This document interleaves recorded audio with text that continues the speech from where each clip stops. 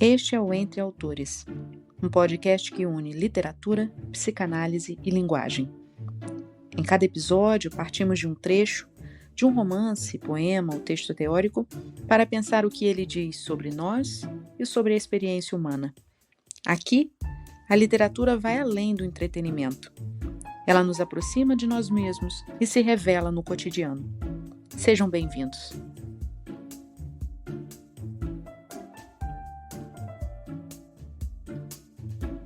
A ideia de que Deus só existe para quem acredita é balela. E esse está longe de ser um episódio religioso. Então hoje eu vou compartilhar com vocês uma lição que a gramática me ensinou enquanto eu estudava. Muito antes de qualquer linha ou abordagem terapêutica, a linguagem já apontava a importância de dar nome às coisas. Tudo que existe no universo precisa de um nome, e cada palavra existente pertence a uma das 10 classes gramaticais: os substantivos, o verbo, o artigo, numeral, preposição, advérbio, conjunção, interjeição. Todas as palavras que nomeiam as coisas que existem são agrupadas na classe dos substantivos. Os substantivos, dentre outras características, são classificados como concretos e abstratos.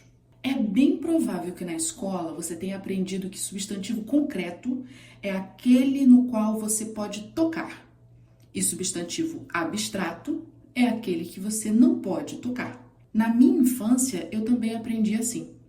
E esse equívoco só foi sanado na faculdade. Uma vergonha, eu sei. Então, por isso, talvez eu faça questão de explicar a diferença quando eu leciono no ensino médio e me surpreendo com o espanto dos alunos ao repetirem o mesmo mantra da infância. Concreto eu toco, abstrato não toco.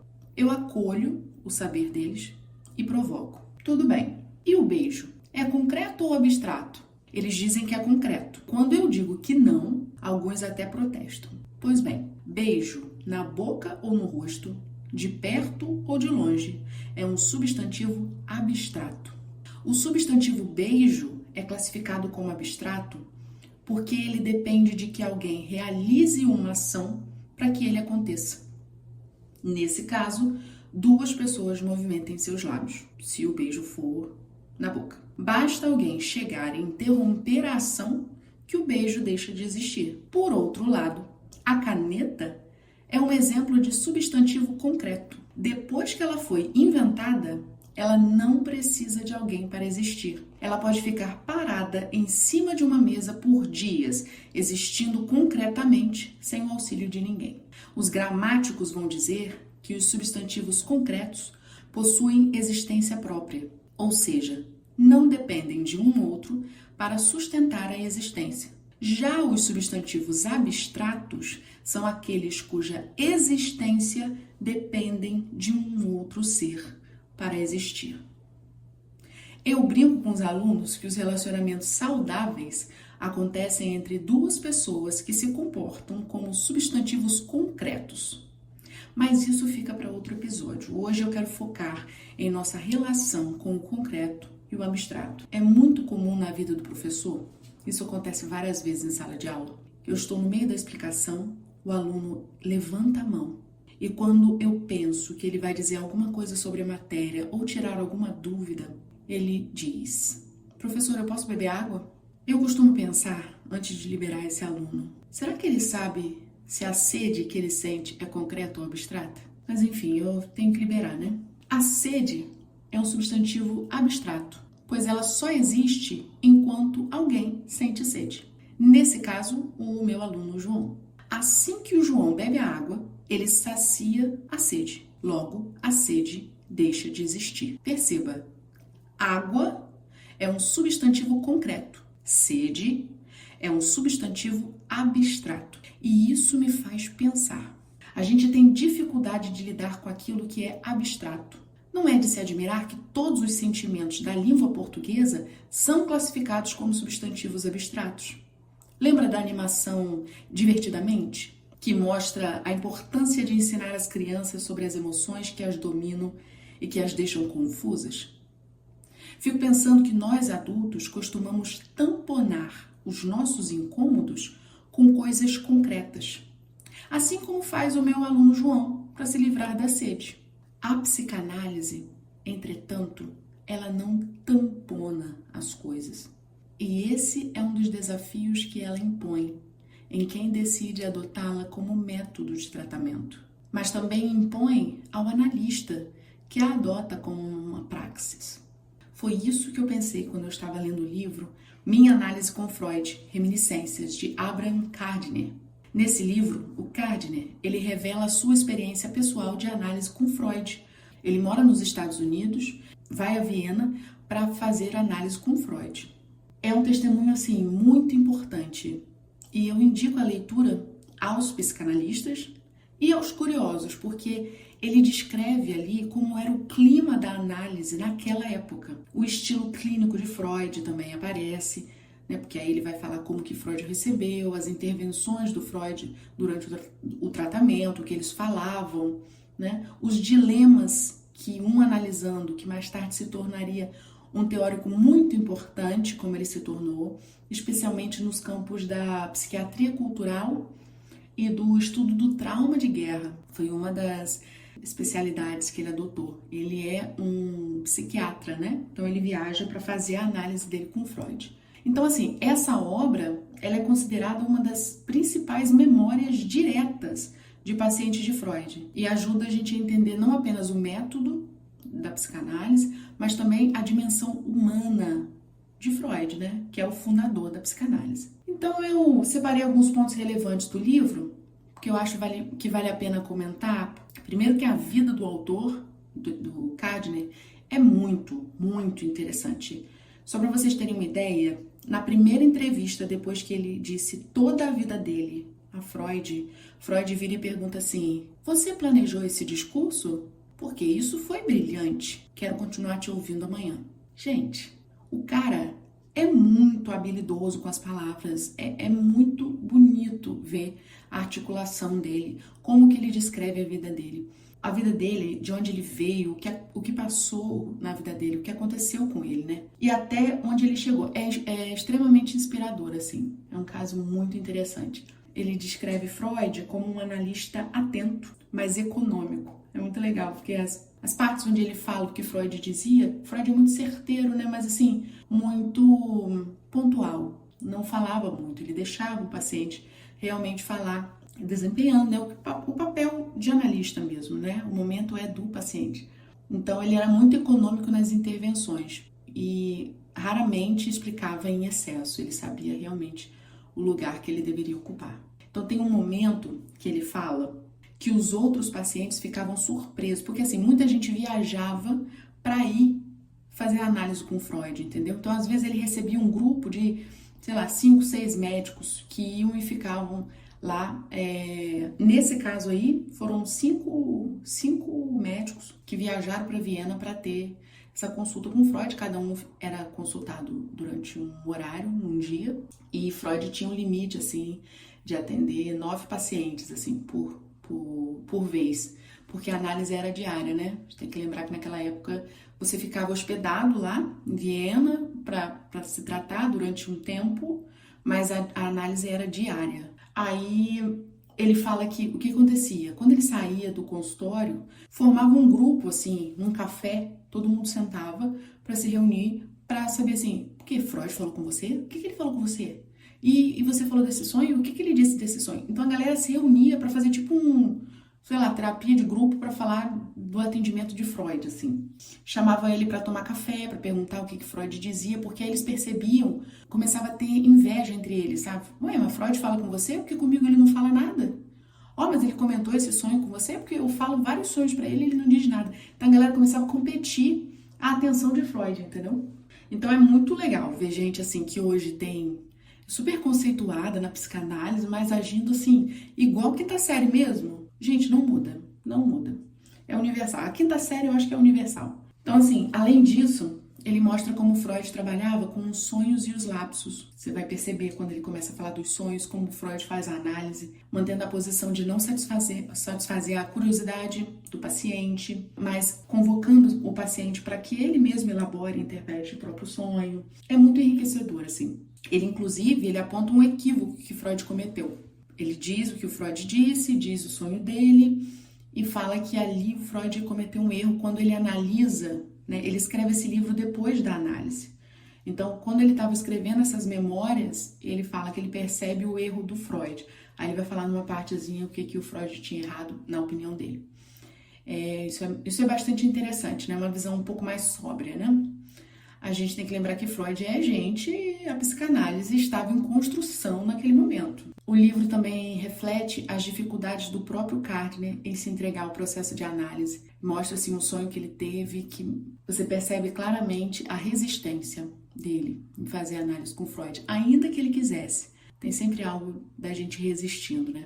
Então, além das memórias pessoais, ele oferece uma visão muito viva de Viena, do pós-guerra, né? Do círculo psicanalítico, da atmosfera intelectual que cercava o Freud. E nossa, gente, os bastidores da criação da psicanálise tinham muitas tretas, muita gente bajulando, querendo ter um espaço com Freud. Você começa a conhecer os bastidores, fora a quantidade de gente interessante com quem ele teve aula. Só que assim, chega na última parte do livro, na verdade, sim, na última página das memórias dele, né? Assim que ele terminou a análise com Freud, ele teve aula com grandes nomes da psicanálise. Foi a primeira vez que a psicanálise se instituiu assim, como se fosse um curso mesmo, mas não é um curso. Mas esses psicanalistas que Freud trabalhava junto, viajaram para dar aula para esse grupo de pessoas, entendeu? Então ele teve aula com a elite assim, da psicanálise da época e bebeu de muita fonte rica, né? Mas ao chegar na clínica, quando ele retorna, ele apresenta alguns casos e ele mesmo diz no livro, se não sou eu não, ele analisa e diz que os casos que ele teve depois da sua formação em psicanálise não foram bem sucedidos na visão dele. Faltavam algumas ferramentas, ele disse. Meus esforços para conceber uma teoria para as neuroses de guerra, lembra que eu falei que ele se especializa nas neuroses de guerra, e se provaram infrutíferas. Ao trabalhar com os conceitos da teoria da libido e com o complexo de Édipo pré-determinado, sobrou pouco espaço para explicar a resposta à experiência traumática. Eu quero pontuar algumas coisas das quais eu discordo. Ele continuou dizendo que tentou, depois que ele fala isso, que ele não conseguiu resposta para a experiência traumática através da psicanálise, ele continua dizendo que tentou e produziu certa inovação. Aí ele insere outras perspectivas mais próximo da antropologia cultural e da psiquiatria social, que foram os campos que ele mesmo se tornou referência. Aí ele diz assim: acredito que há apenas um futuro para a psicanálise, essa é a última página do livro, e que é o de uma disciplina científica fundamentada em observações empíricas e verificáveis. Devemos nos dedicar aos seguintes empreendimentos.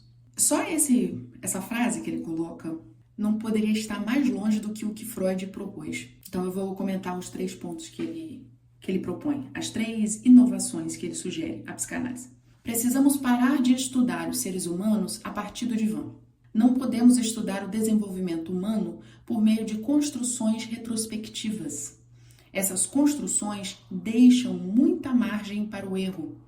Devemos ir a campo e estudar as crianças desde o nascimento. Ele está criticando essa questão de que o paciente deitado no divã tem que reconstruir o seu passado, falando sobre o seu passado, né? Ele acha que a gente tem que ir para o campo e estudar a criança, tipo assim, no ao vivo mesmo, desde o nascimento, acompanhar aquela criança e estudar. A psicanálise, ela não é uma ciência de observação externa, mas ela é uma prática de escuta do sujeito. Então, o erro nessa escuta, o erro da fala, o erro que ele quer evitar, né? Olha, essas construções deixam muita margem para o erro, tá vendo? Ele quer evitar o erro.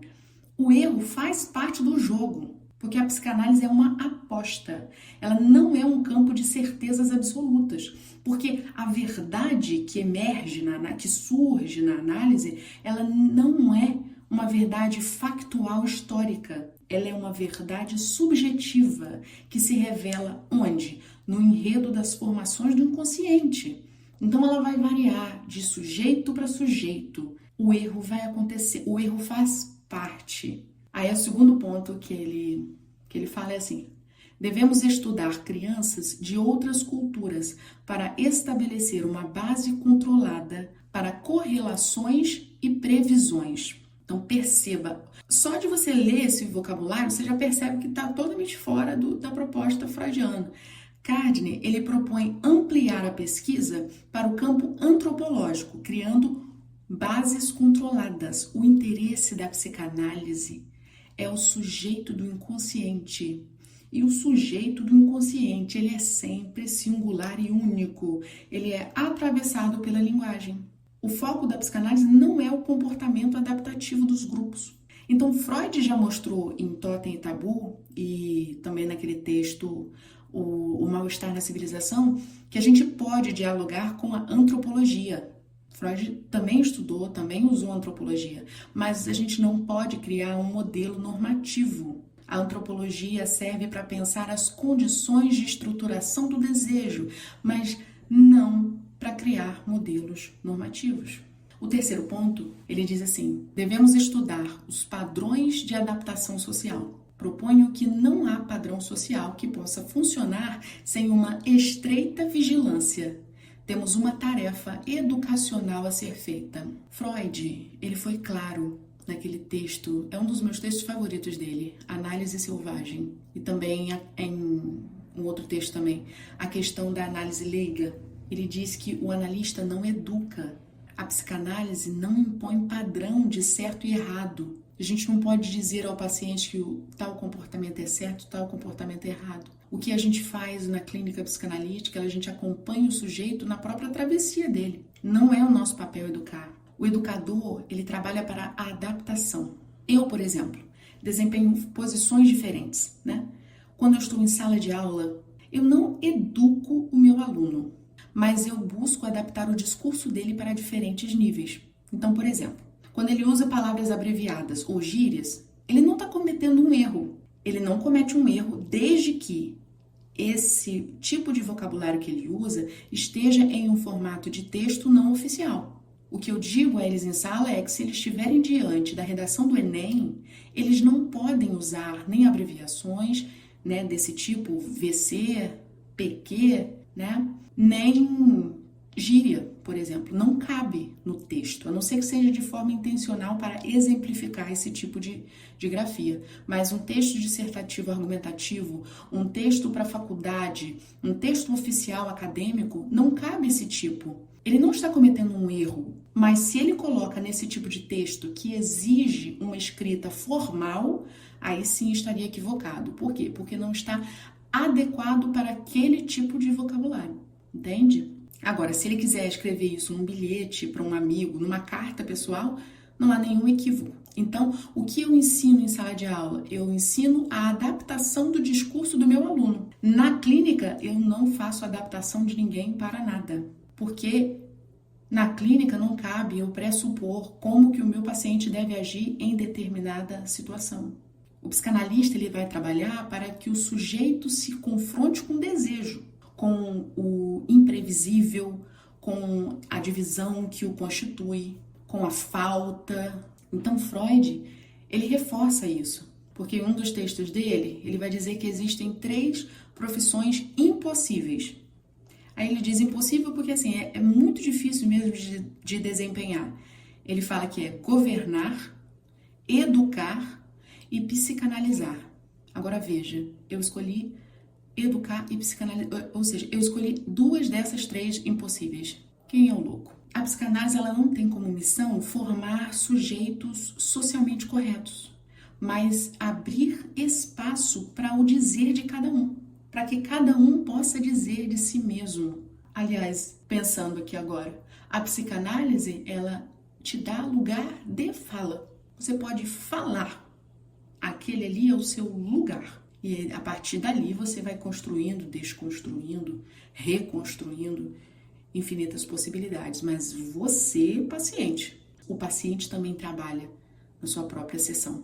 O Gardner, então, ele desloca a psicanálise para o terreno da ciência empírica e normativa, enquanto Freud concebeu a psicanálise como uma prática de escuta do inconsciente E essa escuta do inconsciente não tem garantia, não tem pretensão de educar, e ela é sempre marcada pela singularidade e pelo imprevisível.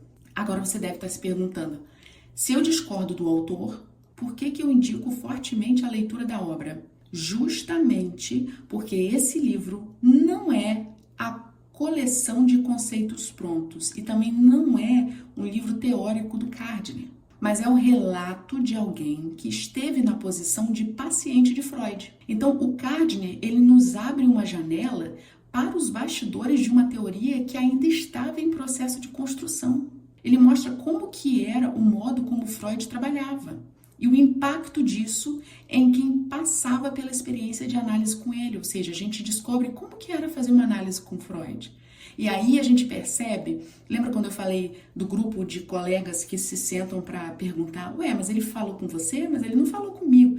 Você está vendo que para cada análise aparecia um Freud diferente? É porque Freud, que era uma pessoa, estava diante de sujeitos diferentes.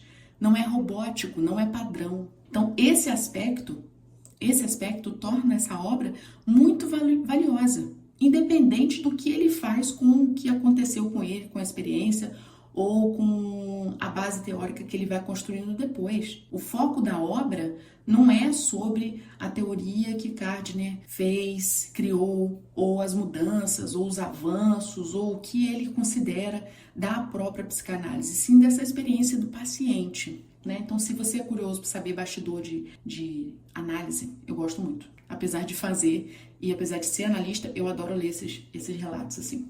Então, esse é um livro muito interessante. E também há algo que eu considero essencial. A gente não pode limitar a nossa leitura apenas a ler apenas aquilo com que a gente já concorda. O confronto com ideias que se afastam da proposta freudiana, ela é, na verdade, o que enriquece nossa escuta e fortalece o quê? O nosso fazer clínico.